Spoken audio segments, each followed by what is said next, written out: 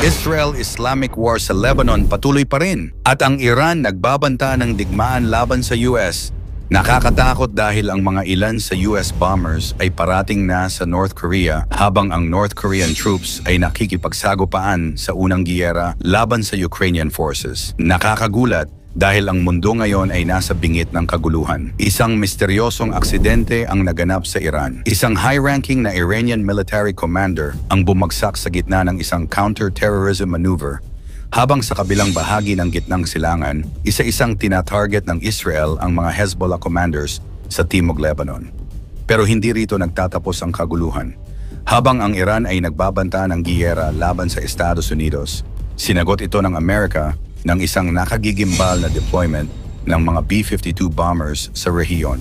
Sa Asia naman, nagpadala ang US ng kanilang bomber sa North Korea upang takutin si Kim Jong-un dahil sa isinagawang nuclear missile tests nito. At sa isang first-ever military clash, North Korean soldiers sumabak na sa bakbakan kasama ang Russian forces. Mabilis ang mga pangyayari, walang takot ang bawat kampo, tila nag-aalab ang bawat bansa sa nagbabadyang pandaigdigang digmaan. Bakit mas lalong umiinit ang tensyon sa bawat magkakalabang bansa? Banta na ba ito sa mas malala at malawakang digmaan? Yan ang ating aalamin. Misteryo sa kamatayan ng isang top Iran military commander. Sabotahe nga ba? Isang tanyag na Iranian general ang patay matapos bumagsak ang sinasakyan nitong eroplano. Brigadier General Hamid Mazandarani, isang kilalang miyembro ng Islamic Revolutionary Guard Corps, IRGC, ang nasawi sa pagbagsak ng isang gyroplane sa probinsya ng Sistan, Balochistan. Ayon sa mga balita, nasa gitna ng counter-terrorism maneuver si Mazandarani. Pero teka, bakit nga ba siya nasa isang rehiyon na hindi naman sakop ng kanyang teritoryo? Duda ang marami na maaaring hindi ito basta aksidente. Isang tanong na patuloy na bumabagabag sa marami, may kinalaman kaya ang mga kaaway ng Iran sa pagbagsak na ito? Hindi ito ang unang beses na ang mga opisyal ng Iran ay namatay sa tila kahina-hinalang paraan. Noong nakaraang Mayo, namatay si Pangulong Ibrahim Raisi sa isang helicopter crash. Sinundan pa ito ng iba pang opisyal, kabilang ang Foreign Minister ng Iran. Malapit na rin ang relasyon ng bansang ito sa mga terror attacks sa kanilang sariling teritoryo. Bagaman sinasabing bihira ang aksidente sa aviation ng Iran, tila may pattern na nagpapakita ng serye ng mga aksidente sa mga matataas na opisyal nito. Israel versus Hezbollah. Ang planadong pagpuksa ng Israel sa Hezbollah commanders sa Timog Lebanon. Patuloy ang bakbakan sa pagitan ng Hezbollah and Israel sa Timog Lebanon at tila sunod-sunod ang pag-target sa matataas na Hezbollah commanders ng mga tropa ng Israel. Sa ilalim ng isang masusing plano, iniisa-isa ng Israel ang mga leader ng Hezbollah sa rehiyon.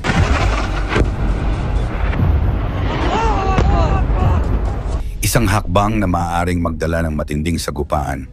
Kamakailan lamang, isang high-ranking commander na kilala bilang si Riyad Rida ang pinatumba ng Israeli Defense Forces, IDF. Kilala si Rida bilang eksperto sa anti-tank missile systems at nagplano ng maraming pag-atake laban sa Israel, isa sa mga tinitingalang leader ng Hezbollah sa larangan. At hindi dito natapos ang sunod-sunod na pag-atake ng Israel.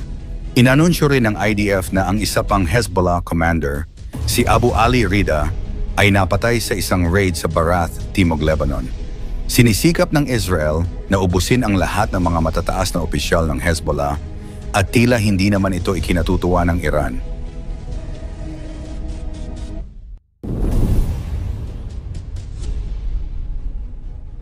Iran galit na galit, nagbabanta ng digmaan matapos mag-deploy ng B-52 bombers ang US. Hawak sa leeg ang bawat leader ng mundo sa bawat galaw ng Estados Unidos at Iran. Isang napakalakas na mensahe ang pinadala ng Amerika sa Iran matapos nitong i-deploy ang B-52 bombers sa rehiyon.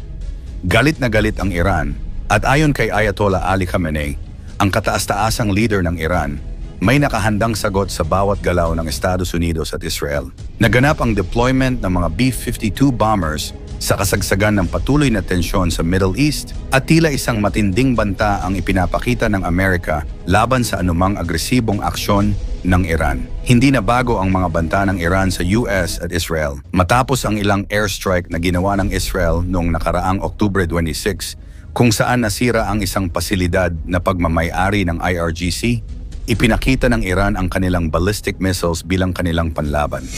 Kasunod nito, nagkaroon din ng missile launch na tumama sa mga pasilidad ng Israel, kaya naman mas lalong nag-iinit ang galit sa pagitan ng dalawang bansa. Ngayon, habang ang B-52 bombers ng US ay tila bumubuntot sa Middle East, nag-aabang ang mundo kung sino ang unang titira.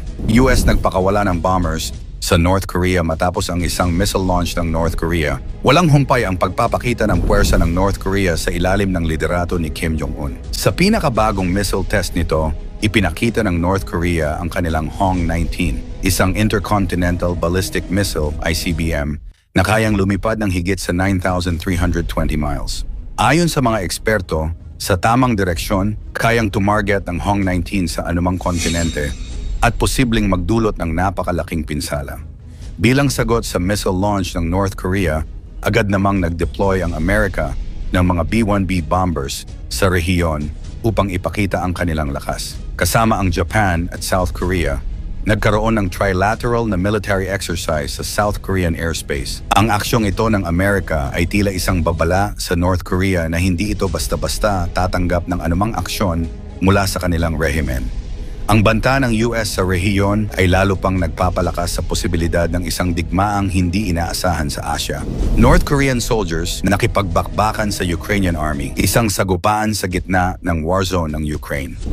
Sa isang nakakagulat na pangyayari, kauna-unahang beses sa kasaysayan, ang mga tropa ng North Korea at Ukraine ay nagsagupaan sa isang labanan sa gitna ng matinding gyera sa silangan ng Ukraine. Habang nagpapatuloy ang bakbakan laban sa mga puwersa ng Russia, nakita ng Ukrainian army ang pagdating ng North Korean troops sa kanilang teritoryo. Ayon kay Andrei Kovalenko ng Anti-Disinformation Body ng Ukraine, biglang umatras ang mga sundalong North Korean matapos lamang ng ilang minuto ng putukan.